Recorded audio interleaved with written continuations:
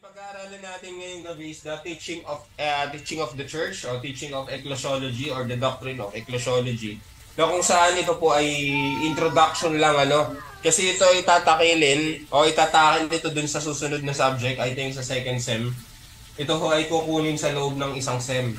Pero dahil po tayo nasa systematic theology, where in fact ecclesiology is part of the systematic theology, padadaanan ko lang ho yung basic nito o yung pinaka-core lesson nito Pero yung pinaka-basic nito, pero yung core po nito ay makukuha nyo dun sa second sem o yung tinatawag na extensive lesson or intensive lesson medyo intense po dun sa second sem as compared ngayon kasi ito po ay somehow introduction lang introduction lang ng ating pag-aaralan.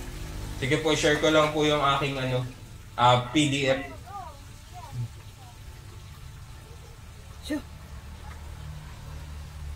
Yan. Okay po, kita na po ba? Pasensya na po medyo hindi ko po kayo kita Teka lang, ano ko lang yung hindi ko kayo kita sa aking computer, kaya po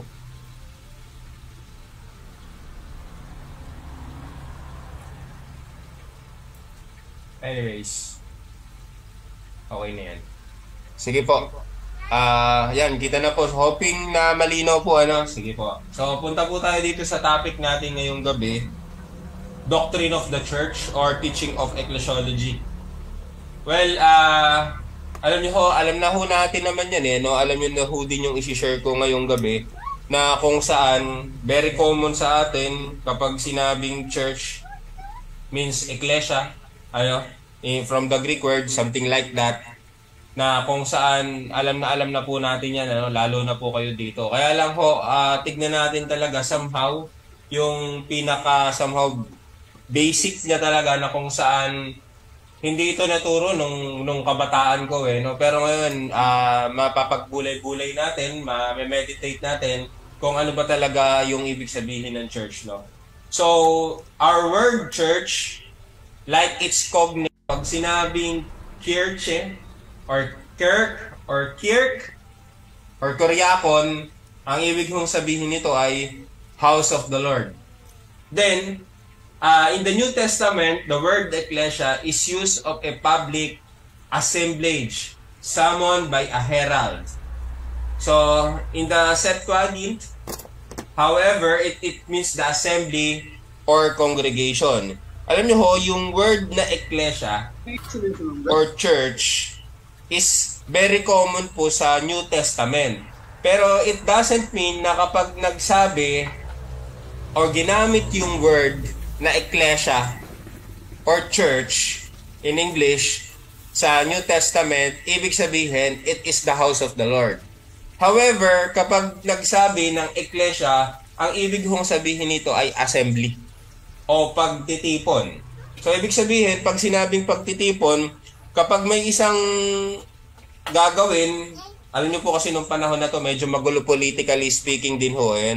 So, kapag halimbawa, yung mga tao gusto nilang mag-rally, they will form an ecclesia or they will form an assembly.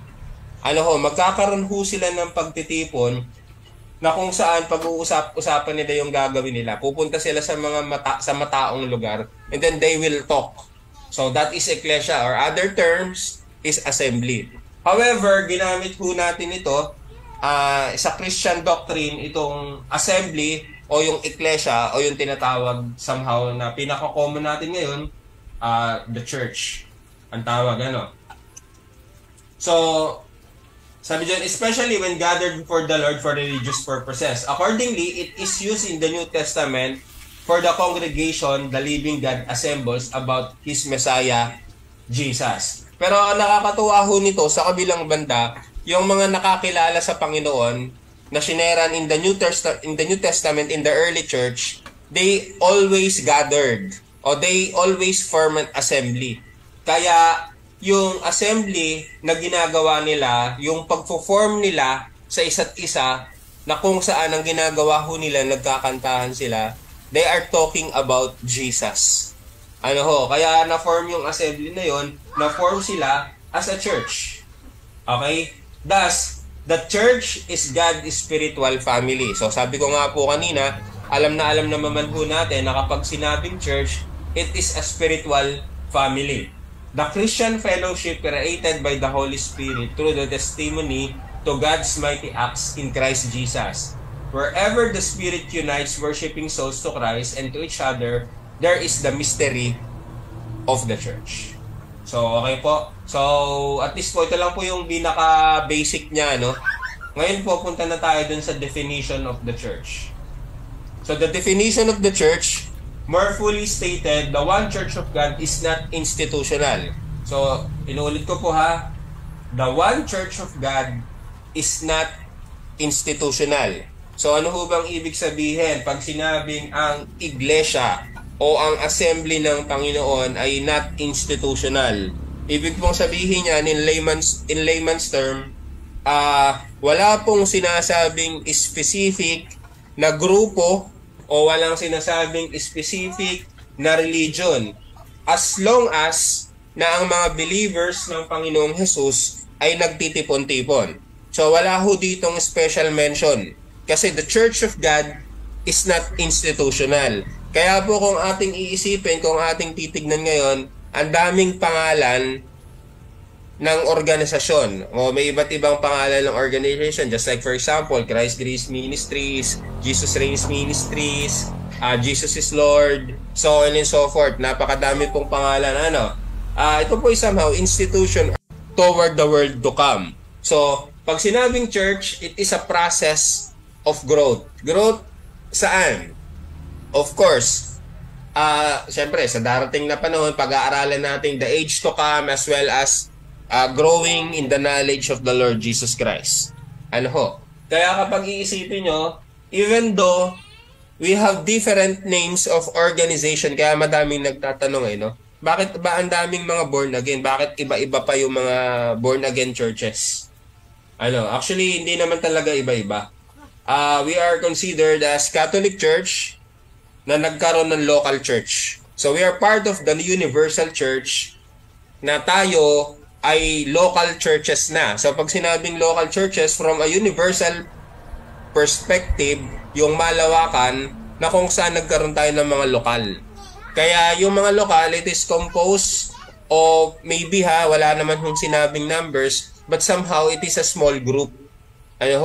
Na kung saan ang mga local churches na ito, they are studying about Jesus Christ, they are studying about the Holy Spirit, they are studying about the Bible. So this is a local church, yung mga maliliit ho na churches. And yet, pag tayo pong maliliit na churches ay pinagsama-sama, we are considered part of the universal church or the Catholic Church. Or, hindi ho Roman Catholic Church, the Catholic Church or the Universal Church. Kaya ho tayo, we have dapat the same doctrine or the same teaching.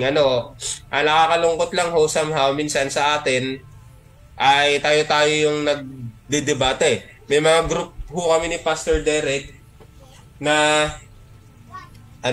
kapwa mga pastors may nagdedebate. Hindi ko lang maintindihan bakit nagdedebate. Kung iisipin natin, dapat hindi tayo nagdedebate. We can somehow talk about our doctrines to be united. However, dapat hindi nagpapagalingan. Kasi wala ako nakitang ibang grupo at alam nyo din yung mga grupong yan nag-debate sila. Yung mga religion conscious. Yung mga talagang religion talaga yung pinopromote nila. Hindi ho sila nagde-debate ang mga kapwa ministers nila or mga namumuno sa kanila.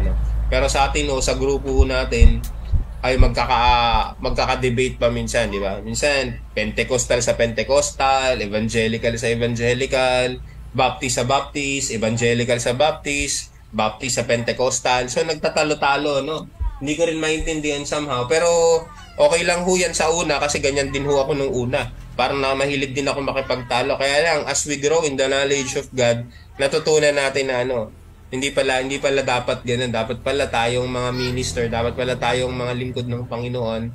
Even though we have different denominations, pero kapag ang tinuturo natin is about Christ, salvation, it is by grace, about the Trinity, the Holy Spirit, the Father, the Son, and the Holy Spirit, about the infallible and inerrancy of the Bible, the infallibility and the inerrancy of the Bible, we are one. Yes, we have differences in minor doctrines, pero the major doctrines so dapat isa ho tayo dito. No? Kaya lang ho, sabi ko nga, minsan yung mga kasama na din natin, yung mga sinashare natin, hindi natin mawin. Kasi even us, nagtatalo-talo. No? So dito, malinaw dito, the church is not an institutional. It is a supernatural entity. Okay ho? So, all its members are in Christ and are knit together by a supernatural kinship. So, dito po malinaw na malinaw, biologically speaking, it is somehow hindi naman ho tayo magkakapatid. Kasi syempre, as Lord and personal Savior, God gave us to become His adopted sons and daughters. So, since tayo ay adopted sons and daughters, we are brothers and sisters in Christ. Kaya ho, it is a supernatural thing. Tayo magkakapatid. Kaya ang tawagan natin bro no? Bro, sis. Kaya nga ho, napakagandang pag-aaralan na talagang dapat ang tawagan natin sa isa't isa. Actually, ito po segue lang ako ng konti. At I think nag-usap din kami dito ni Pastor Derek,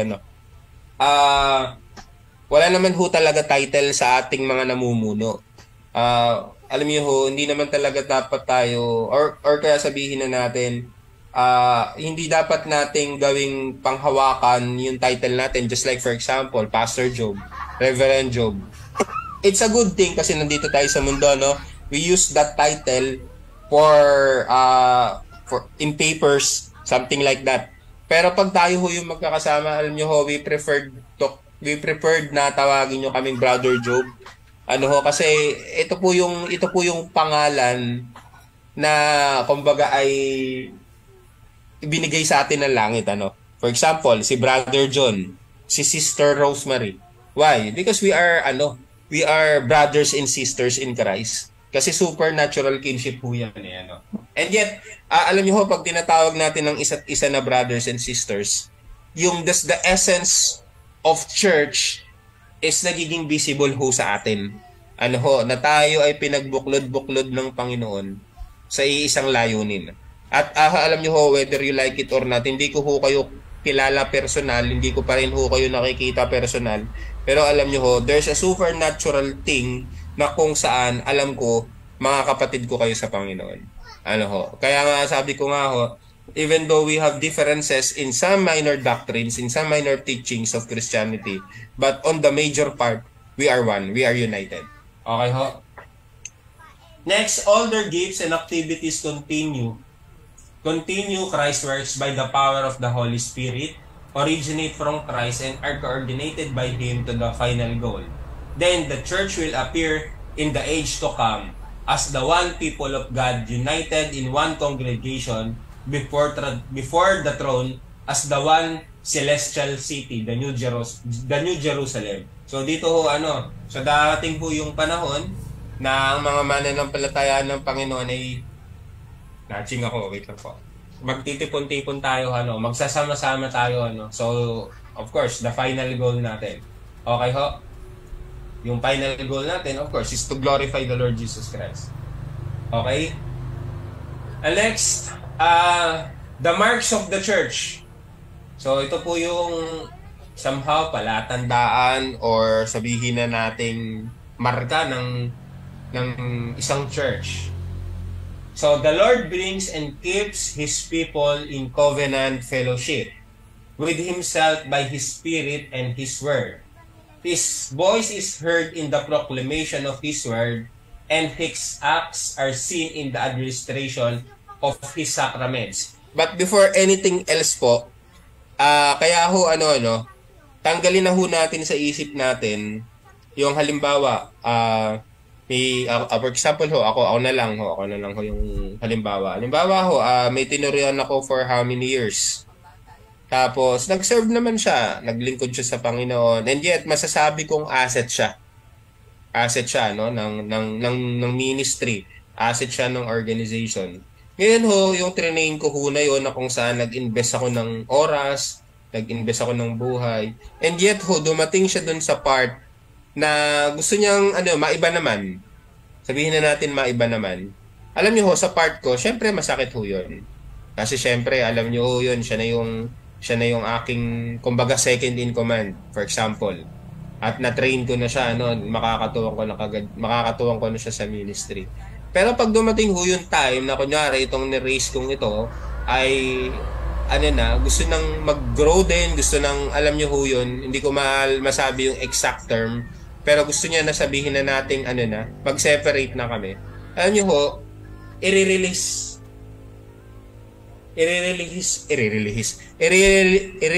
ko po siya. Why? As long as na ang pagsisilbihan namin o ang pagsiservisan namin is, of course, we have the same teaching, we have the same doctrine. Even ho magkaroon siya ng different name of the organization kasi it's just a name. It's just only an institution. But dapat din ho ito sa Panginoon. I mean, something like that. Ngayon ho, paano pag gusto niya lumipat ng ibang fellowship? Okay lang din ho. Wala naman hong problema. Basta yung lilipatan niyang fellowship din ay kaisa din ho. Kaisa din ho. Ibig pong sabihin ay may sarili hong, ang turo ho ay pareho din. Wala naman hong problema doon. Kasi we are serving same God. Naghahanap siya ng place na kung saan magiging fit na siya. Maaaring naging fit siya sa atin for how many years, pero time will come, lilipat siya. Of course, gusto pa rin niya mag-grow. So, wag tayong masasaktan kapag halimbawa yung tao hindi na nag-grow sa atin. Okay lang ho yun, So, ganun lang ho talaga. And then, may darating ho ulit na bago na kung saan tuturuan ho ulit natin. I-disciple ho ulit natin, So, wala ho tayong karapatan mag-hold. Wala ho tayong karapatan na magtali ng tao sa atin kasi hindi ho sila sa atin. Tayo pong lahat ay sa Panginoon. Bagamat may mga taong pinagkatiwala sa atin, pero kapag dumating na yung time na alam naman natin na itong mga taong ito ay kailangan na din nilang alam nyo ho yung mag-grow, I think we need to release them. Tanggapin ho natin ito, kasi hindi natin sila pwedeng i-hold kasi hindi naman sila sa atin. Sila ay pansamantalang ipinagkatiwala sa atin ng Panginoon. At tayo po bilang mga leaders, bilang mga pastors, so, gawin lang po natin yung panawagan natin. And yet, si Lord naman ho yung nagre-reward sa atin. Kaya ho, wala na ho. And then, time will come, malay nyo, bumalik din. At least ho, yan ho, sa ngayon ho, nababago na yung concept natin pagdating sa church. Wala hong tipaklong palipat-lipat. Unless talaga, yung tao na yun ay naghahanap siya talaga ng gusto niyang mag-grow siya, mag-fit sa personality niya, sa hinahanap niya. Okay lang ho yan, wala naman hong problema doon. Wag lang ho mapalipat ng iba. Alam niyo na yung ibig kong sabihin, Not to mention, kasi po, tayo po yung naka-live, naka-FB live. Marami po nakakapanood marahil sa atin, Okay? So, may nag-comment po, sabi, okay lang po, basta nagpapaalam. Tama ho yan. May tinatawag naman po din kasing church ethics. So, it is part naman po, nung yung tao na ho na yun, yung aalis po, ay nasa sa kanya po yun. Pero, mas maganda po nga kung magpapaalam siya. Para alam ho natin, Baka mamaya ho kasi, hindi nagpaalam, bigla na lang umalis, O kaya ang term ko dito ay, ipaalam lang. Kasi pag nagpapaalam, paano pag hindi tayo pumayag? So, ipaalam lang sa atin just to inform us para naman alam natin na okay, sige. Wala namang problema sa atin. Basta ipaalam lang. So, may mga umaalis ho din kasi na bagla na lang umaalis, So, tayo ho nangangapa. Pero if ever ho, kunyari man ho, ay hindi nagpaalam, siguro po ang pinaka-the best natin gawin, di tayo na lang magtanong, kamusta ka na? Pag sinabi niya, kasi minsan may nahihiya po talaga magpaalam. Totoo po yan, na-encounter ko po yan, May nahihiya po talaga magpaalam. So ako na lang yung nagtanong. Okay naman. Okay, sige, no problem. Basta, alam mo naman yang, always welcome. Welcome ka dito bumalik. Something like that ho, So, pag mga ganun ho, okay lang. So yung pagpapaalam mo, nasa part na po yun ng taong aalis. So tayo po, pag gusto naman natin ma-inform tayo, siguro tanongin na din natin. Siguro it is our part as a leader. Tama po yan. Marami pong salamat sa nag-comment. At kailangan ho naman talaga yun, ano? Kasi pag hindi nagpaalam, para tayong ano yan, mahirap ho yan, na bigla na lang nawawala. Ano ho? Ang masaklap pa nito, minsan yung umalis, sinisiraan pa yung leader, ano? Yun yung mahirap, ano? Pero, ano ho, wag ho tayong masaktan kasi ho, ganun ho talaga ang tao eh. Kahit ho yan ay nakakilala sa Panginoon, ay ano ho siya, hindi maaalis sa tao yung naninira. Ano? So, kumbaga ay palaguan na lang sa Panginoon. Kumbaga ay kung nanira siya, kung siniraan niya tayo, eh problema niya na yun. So, wag ho tayong magpa-apekto, no? Minsan ho, ano tayo, magre-react tayo, no? Pero wala din naman tayo mapapala pag nag-react tayo. Nanira siya, ano naman mapapala natin pag pinatulan natin, ho? Ewan ko ha, ako lang ho, ganun. Wala naman ho ako mapapala pag, pag ganun, nanira yung dating umaattend sa akin, kunwari. Okay ho. Teka lang po, basahin ko lang din yung chat ha. May tanong, paano po lalo na kapag may ministry na sa kabila, nakabilang siya? Tas bigla akong umalis, no? May ministry siya, tas bigla siyang umalis. Kaya ho, ang maganda, ano eh, let's disciple eh, no? Let's make disciples of Christ. Kasi ho, pag may umalis ho, at least, kung hindi siya nagpaalam, may kapalit ho, ano? Kasi minsan ho, ano tayo, nakapokus tayo dun sa isang tao. Halimbawa, nakitaan natin ng gift, so dun lang tayo mag-i-invest. Tandaan po natin, ano, lagi natin tandaan, wala pong permanent sa ministry natin. Sa ministry ho natin, ang permanent lang dyan, maaaring asawa. Ano, pero the resto, associate, assistant, or mga leaders, umaalis ho yan. It's either mag-abroad or somehow may iba ng priority. Okay lang ho yun, ano. Pero, kaya nga let's make disciples eh. Disciples of Christ. Nang sa gayon, kapag halimbawa dumating dun sa point na alis sila, at least meron ho pa rin tayong may leaders pa rin, ano. And at the same time, tandaan ho lagi natin, ano, we are here to make disciples of Christ. We are here to teach them how to make disciples, to teach them how to evangelize. So, ganun ho yung gawin lang natin. And of course, alagaan din natin sila somehow for a season of time. Lagi ko pong sinasabi for a season of time. Ano ho? At kapag umalis sila sa ministry, let's release. Okay lang ho yun. Darating din naman ho yung may papadala ulit ng Diyos sa atin.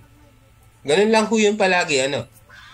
Cycle lang ho yan. At least ho, naging part tayo ng buhay nila. And at the same time, naging part din sila ng buhay natin. Let us learn from them and let them learn from us. Ganun lang po. Para po maiwasan na yung yung hinanakit. Especially sa part po ito ng mga leaders, ng mga pastors, no. So, doon naman po sa mga leaders din, alam nyo naman ho yan, ano. So, hindi po riket ho, halimbawa, na-offend kayo, o may nasabi sa inyo ang pastor nyo, kaya aalis na agad kayo. Hindi naman ho ganun sana, ano. Hindi naman ho ganun sana. Siguro kung na-offend kayo, ano lang, palamig lang kayo. Kasi ho, ang sama ng loob lumilipas. Ano, at i-treasure nyo pa rin yung magagandang bagay na nagawa sa inyo. Ano ho, lagi hong ganun. Unless talaga na, kumbaga ay, nag-i-struggle na kayo kasi marami na kayo nakikitang pangit. Ano ho. So, instead po na makita nyo yung pangit, edi try nyo na lang na tumulong kung paano mapaganda yung pangit. Pastor, paano nga ako pag ayaw makinig ni pastor? Kayo na po ang magdesisyon. Hindi ko po pwedeng sabihin yung side ko, no? So, alam nyo naman po yan, kayo naman po may mga isip, marunong naman po kayo magdesisyon, ano?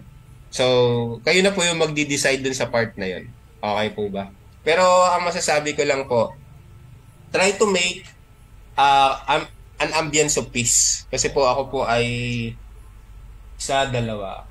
dalawang church po ang pinanggalingan ko. Yung isa magulo, yung isa systematic. Sobrang systematic na kaya lang halos kung ano lang yung sinabi, yun lang yung gagawin, ano. So, ay ganun ho. So, isang magulo, isang systematic. Yung current po ngayon na ministry ko ay nasa gitna ng dalawa. I mean, ang ibig ko pong sabihin ay systematic din. Ano ho, hindi ho siya kasing, I mean, bago lang ho kasi ako dito, hindi ko masasabing magulo, Pero masasabi kong systematic din. May sistema din ho ano. So as we grow, as I grow, edi kung ano na lang po yung ano, may tutulong ko para sa ikagaganda, para sa ikaayos. So wag na natin tignan yung mga bagay na pangit ano. Kasi hindi naman yun yung mission natin.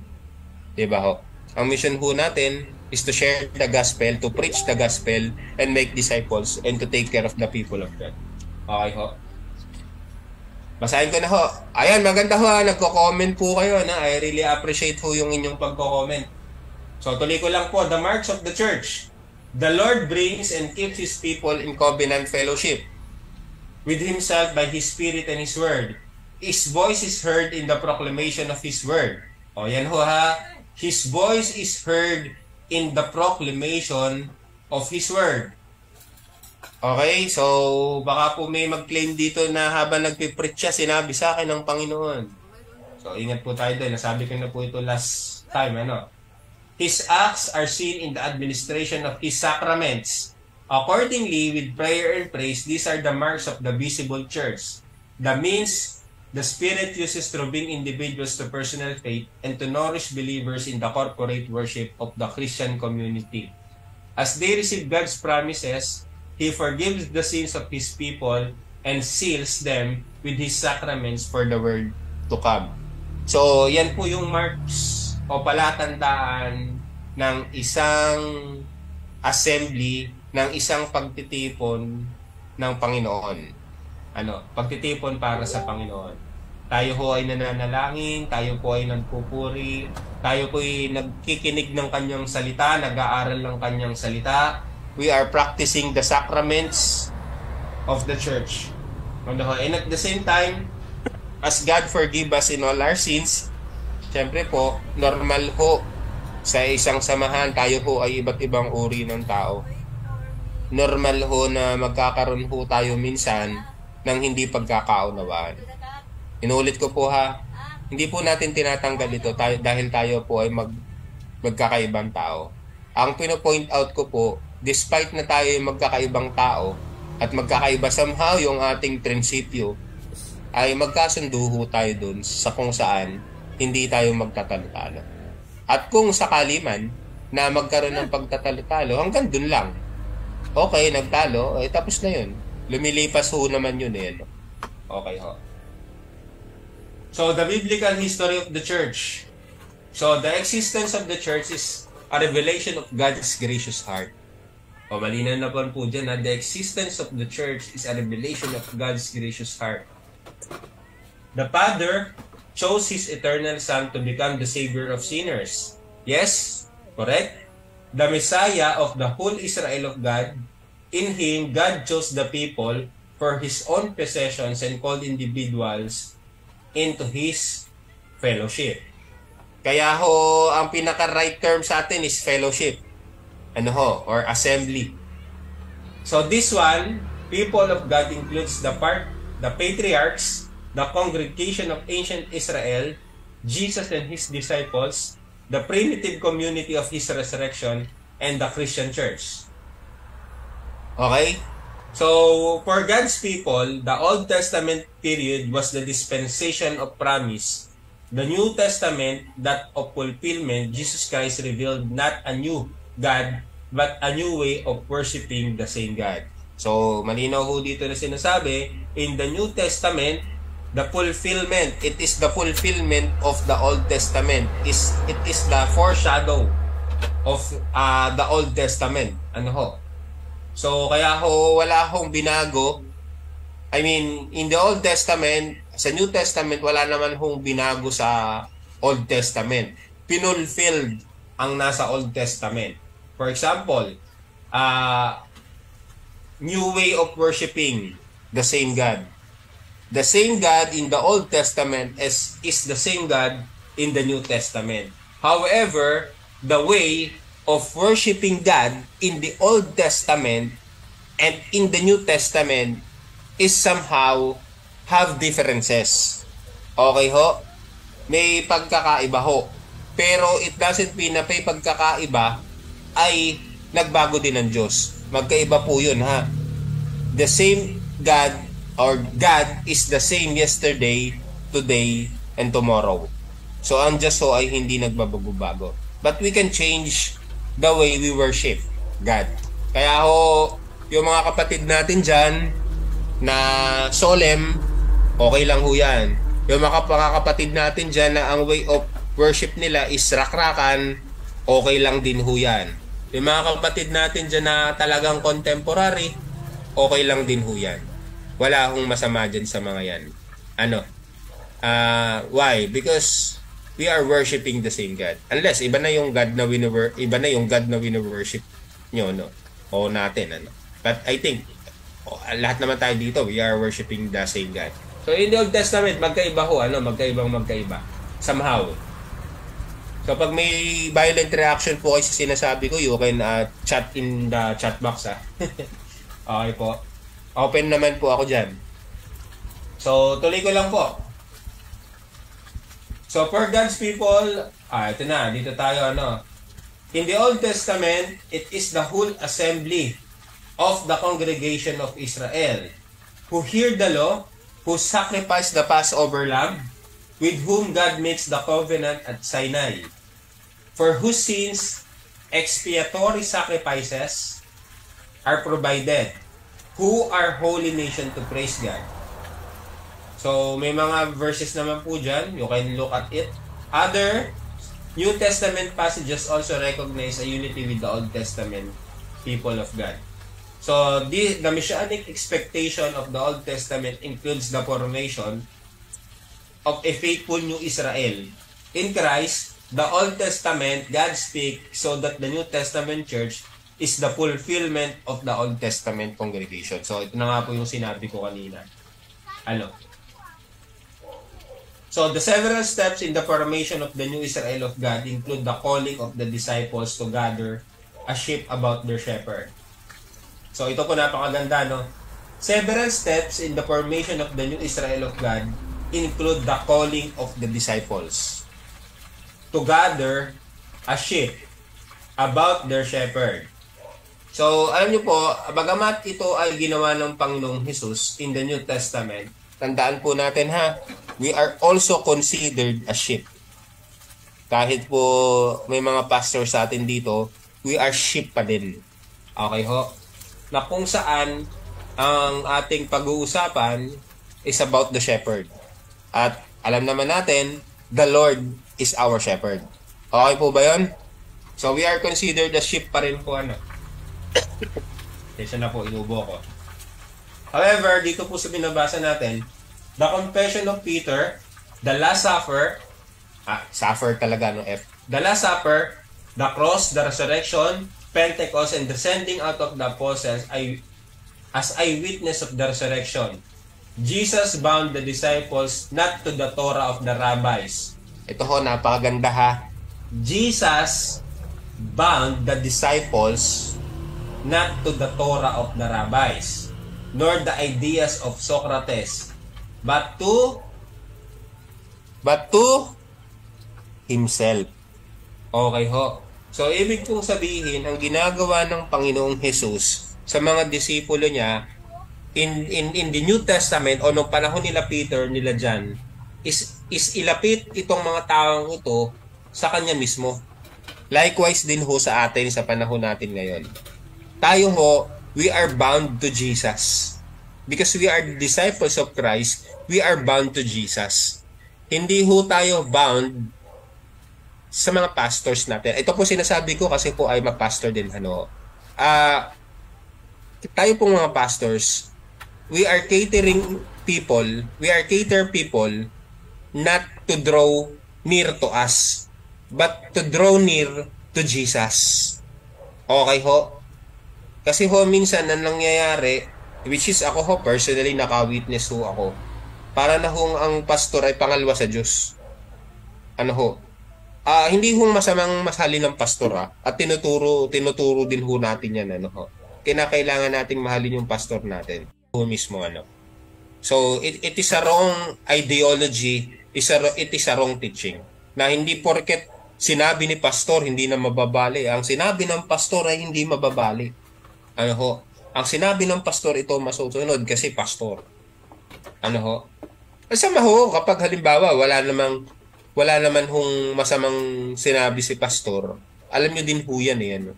Alam nyo, pag wala naman ho talagang masamang sinabi ang pastor, we can follow. We can follow.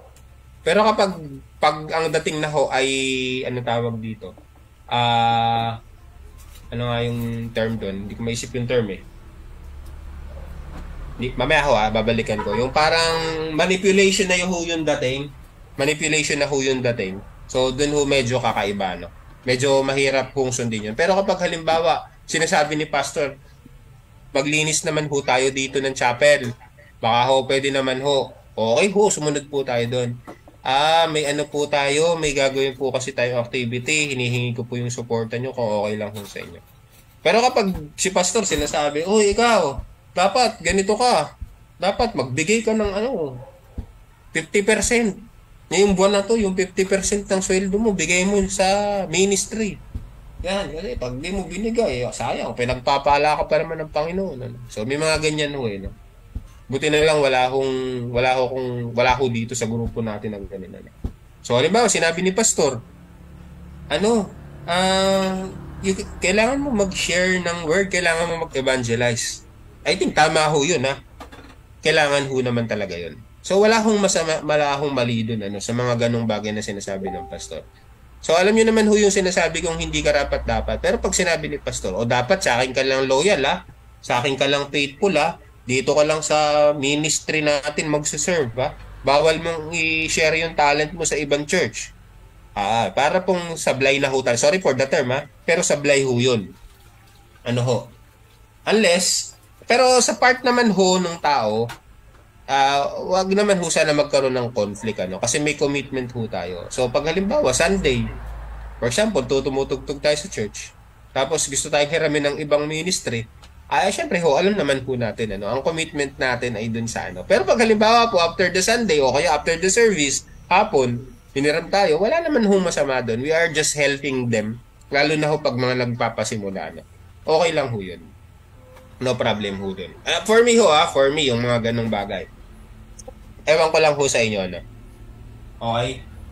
So, to His fellowship, gathered around God's saving self-revelation in Messiah, Jesus gave the kerygma or the proclamation of the gospel. Ganun ba? Okay? So, the Lord's Prayer, the sacraments with common praise following the Last Supper, and distinct call with special teachings on such matter as divorce, authoritative teachers, and a common person treasure. So dito po may quotation. The local church is or ought to be a family, a local expression of a worldwide family of God whose members regard, love, and treat one another as brothers and sisters. Yan, nasabi ko na po yan kanina. So, ang local church ay pinaliit na pagsasama-sama ng mga mananampalataya ng Panginoon para ma-express natin yung isa't isa, para ma-express natin ang isa't isa. O ma-express natin yung sarili natin sa isa't isa. Because we are family. Okay? Kaya ako pinapractice ko po sa ministry. Ayoko pong tawagin yung mga partners ko na members. Kasi So, sorry for the term Baka po kasi may ganun na-awkwardan ako pag sinabi ko dun sa partner ko na member ko sa church. Ako personally, parang hindi ko matanggap mismo yung term ko na yon pag sinabi kong member ko sa church. Sinasabi ko po to sa pulpit, you're not my member. We are partners. Teka lang po, excuse me lang kukuha lang po akong tubig Saglit lang po. Pwede po kayong mag-isip ng tanong, mag-CR break din po kayo. 2 minutes lang 2 minutes.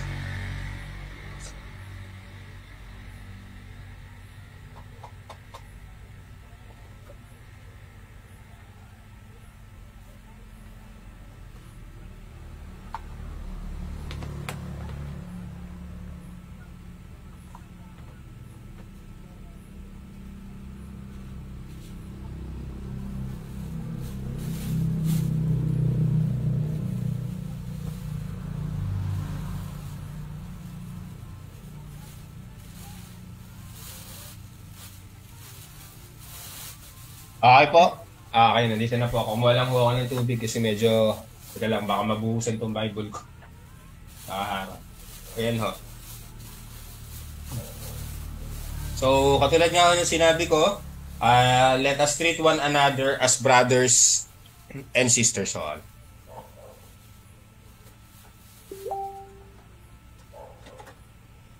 Taktawan ka lang ho to ha, kasi alam nyo naman ho to, no?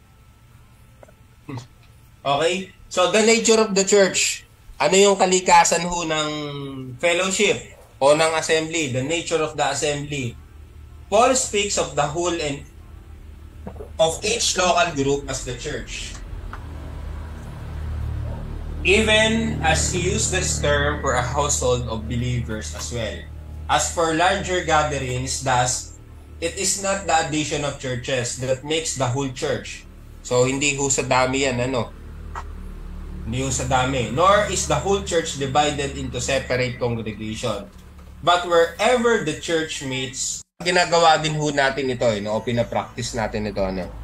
Pero bago po ako doon mag-proceed again, so alam din naman ho natin, church is not the institution, church is not the building, but church is the fellowship of the believers of Christ. Pinagsama-sama ho tayo, no? And that is the church. Hindi ito yung building kasi ho, ang tawag ho talaga dun sa building is not the church. It's a chapel. Chapel ho ang tawag dun, ano? Ang chapel ho kasi, it is a place of worship. It is a place of worshiping God where the people of God gather, praising, singing hymns to Him, and studying His words. Chapel ho. Kaya lang ho, somehow nakasanayan naman ho natin na pupunta ako sa church. May prayer meeting sa church. So, ganun lang ho, ano. But however ho, somehow nakasanayan natin, ano, nakagis na natin, ganun. Pero chapel ho talaga ang pinaka somehow right term doon. Okay ho. Kasi church po, tayo po yun. Pero hindi ko po sinasabing mali ha. Ang sinasabi ko lang ho ay mas appropriate yung term na chapel kaysa sa church. Kasi pag pumunta tayo dun sa chapel tas walang tao, hindi ho church yun. Ano ho? Hindi ho church yun. So pag church mako-considered, pag may 2 or 3 gathered in His name ho, that is considered as church. Kaya nga ho sa fellowship, ano, wala ho talagang bilang. Ibig pong sabihin, kapag nagli-lead kayo ng Bible study na kayo ay 5, you are considered as church. You have fellowship na. You are glorifying God na. Kasi ho, no, nakagisnan ko noon, ano eh, para ma-considered ka as established church, kailangan 25 kayo or 30 kayo na tao. Ano. Pero hindi ho. As long as may 2, 3, kayo nagtitipon-tipon sa pangalan ng Panginoong Hesus, we are considered as church na. Why? Because we have fellowship na. We have an assembly na. Okay? So ito po yung mga sacraments and different ordinances, ano, na ginagawa ng fellowship o ng church, ng tayo po, ginagawa ho natin. Sa iba ho, sa ibang pero may gumagawa ng isang beses sa isang buwan, may gumagawa ng 4 na beses sa isang taon, may gumagawa ng twice a year. Ano ho? Anyways, wala ho naman masama doon. Pero ako ho, ang practice ho namin is every week. Ano ho? So bakit ho every week? Kasi po, dito ho sa bayan namin, sa bayan ng Sariaya, Quezon, ang mga tao ho dito ay very religious. So, pakiramdam nila na sila ay nagsimba kapag nagkaroon ho ng communion. Eh, syempre ho, tayo ay considered as missionary teacher. Eh, kinakailangan ko pong mag-adapt sa culture nila. Pero hindi po mag-compromise ha. Iba ho naman, umadapt sa culture kaysa nag-compromise na ako sa culture. I'm just adapting to their culture. And yet, I'm not violating it morally naman ho. Ano ho? So kaya ho, isa po yon sa ginagawa natin na practice dito sa Quezon. Pero kung ginagawa nyo po sa inyo yan, sa ministry nyo, wala ho namang masama. Kahit isang beses, isang buwan, okay lang ho yun. Not a big deal. However ho, ito po yung mga yung mga somehow ginagawang sacraments ng iba't ibang churches, o ng iba't ibang, sabihin na natin, denomination. So dito sa Roman Catholic, tsaka sa Greek Orthodox, May 7 sacraments ho sila. Alam niyo naman ho to di ba? Baptism, communion. Yung baptism, yun yung nila, pouring of water sa mga sanggol. Communion, confirmation, o yung ang tawag ba sa yung confirmation, yung pag malaki ka na, yung sasampaling ka. Ano nga sa taga? Compil. Marriage, holy orders, penance, and extreme unction. Okay? So, teka lang po, bago po ako mag-proceed may nagtanong po kasi sa akin. May nagtanong po sa akin, pwede po kayong mag-chat sa chat box Masama po ba ang pouring of water sa mga sanggol? Ako po yung nagtatanong din sa inyo Masama po ba yon? Yung sanggol po, yung baby, kunyari may lumapit sa inyo, Pastor, pwede ko po bang pabinyagan sa inyo yung anak ko? Sorry for the term. Kunyari, yun ang ginagawa. Pabinyagan sa inyo yung anak ko na sanggol. Siyempre, sasabihin ng mga pastor, kalimitan. Ay, sis, hindi kasi biblical itong gagawin natin. So, hindi tayo nagbubuhos, nagpupuring sa bata. Wala ko sa inyong nagpa-practice ng ganito, Tama po ba? Anyone po sa group? Nakikinig pa po ba sa akin? Wala. Hindi po, Pastor. Ano pa? Hindi po. Wala po. Dedication po ang tawag. Okay. So, wala ho talaga nag-practice nito, Hindi po. Sige po. Bakit po wala? Child dedication po ang tawag. Okay. Sige. Medyo lang po muna tayo, Sharean muna tayo. Bakit po walang gumagawa? Kasi hindi biblical, Yun ang isasagot nyo. Pusta ako. Hindi po ako pumupusta, Ano ko lang po yun, Expression ko lang. Kasi hindi biblical, tama ho ba?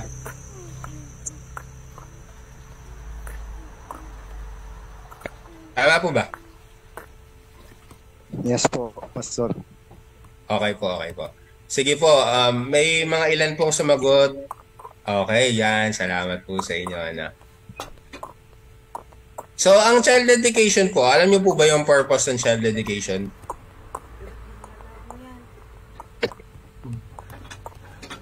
At ilang taon po kayo nag-child dedicate ng bata? Dinown ko. Sige po, unang tanong po, alam niyo po ba yung purpose ng child dedication? Kasi po ito isang sacrament natin, in the evangelical community. Sino pong may idea kung ano po yung purpose ng child dedication or ano yung child dedication, bakit ginagawa ang child dedication?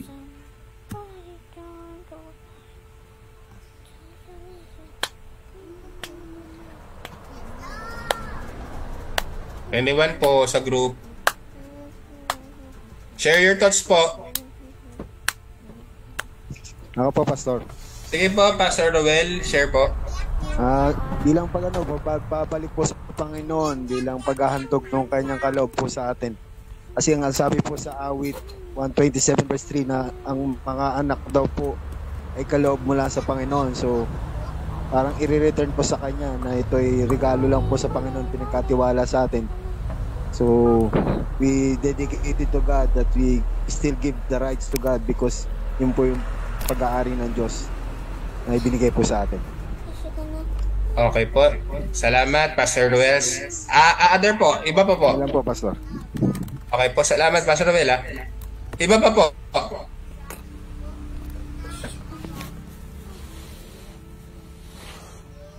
Sige po. Yes po, Pastor Carlos. Sa pagkakalam ko po kasi yung katulad ng ginawa po ng mga magulang ni Jesus Christ, dinedicate nila si Jesus Christ nung siya bata pa po. At yung binabanggit naman pong about yung pagbabautismo, sa pagkakalam ko rin yung nangyari rin kay Jesus Christ, binautismo po siya ni John the Baptist nung siya ay malaki na. Opo. Yun po ang unawa ko dun sa ano. Sa- Kaya hindi natin Saan po ginagawa dinala yun. si Jesus nung dinedicate siya? Sa templo po. Okay, sa templo po. Take note po ha, take note po. Alam po natin yung sa templo. Tapos yung isa po, sabi ni Pastor Ruel ay dapat ibalik sa Panginoon. Tama po ba, Pastor Ruel? Yes po, Si Pastor Pastor. Ruel. Okay po, Yes okay po. po. Umaattend po kayo ng ng hermeneutics nyo kay Pastor Derek. Yes po. Ayun, opo, magtuloy-tuloy po kayo na umattend. Ano po, kasi malaking bagay po yun.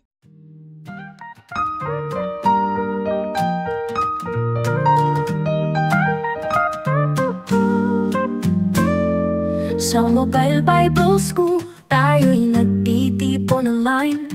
Sa tahanan man o saan ka man, naroroong tunay.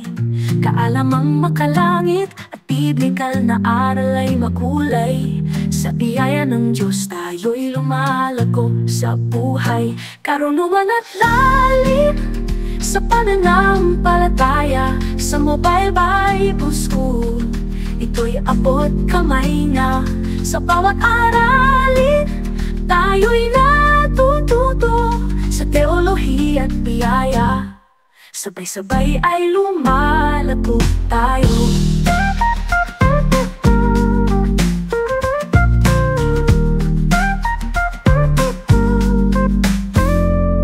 Sa bawat hakbang, sa Diyos tayo nagtitiwala. Sa gabay ng kanyang salita, ating inaakay ang iba. Kahit saan man dalhin ng ating mga paa, sa Diyos na makapangyarihan tayo'y nagtitiwala. Karunungan at lalim sa pananampalataya. Sa Mobile Bible School, ito'y abot kamay na. Sa bawat aralin, tayo'y natututo sa teolohiya at biyaya. Sabay-sabay ay lumalago tayo.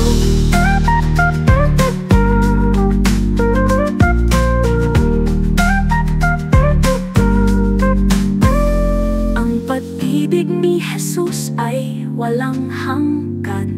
Sa bawat puso't isipan, tayo'y kanyang tinuturuan. Sa online na paaralan, sama-sama tayong umaasa.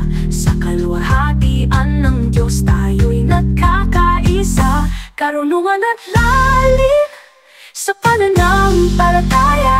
Sa Mobile Bible School, ito'y abot kamay na. Sa bawat aralin, tayo'y natututo sa teolohiya at biyaya. Sabay-sabay ay lumalago tayo. Hey, sa Mobile Bible School, tayo'y naglalakbay. Sa pag-aaral ng salita, tayo'y magwawagi. Para sa kaluwalhatian ng Diyos, tayo'y nagpupuri. Sa kanyang biyaya, tayo'y nagmamahalan.